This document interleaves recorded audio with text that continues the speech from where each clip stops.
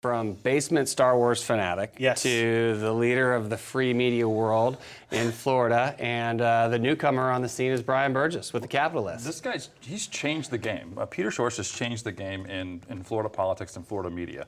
And when he first started out, when I started out, I moved to Florida in 2010, late 2010, 2011.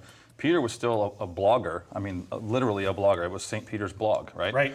And he was still, even then, something that we had to worry about when I worked for the governor's office. We still had to worry about what he might write, but it wasn't as big of a deal then.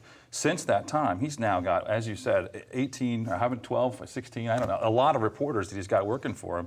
And he cranks out more content, more political content than the rest of the Capitol Press Corps, I think, combined. On my website, which I'm a little baby here starting off, I can't possibly compete with him in terms of quantity, and I can't compete with him in terms of quantity. But I try to keep up on terms of selective reporting and how I sort of pick my battles.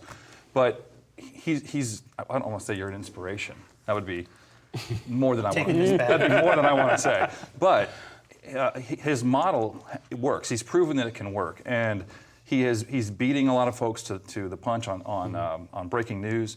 And in the past, the criticism was, oh, it's just Peter, it's just a blogger, you can ignore it. But now it's not just Peter. I mean, his reporting and his analysis, there's probably very few people who are as knowledgeable as Peter is in terms of breaking down what certain things mean. But his team is legitimate reporters, people who used to work for the Orlando Sentinel, people who used to work for other big-name publications, and there's not a whole lot you can criticize. I've talked to folks who have left his organization or who still work there, who say, he lets us run with it. He lets us report out the story.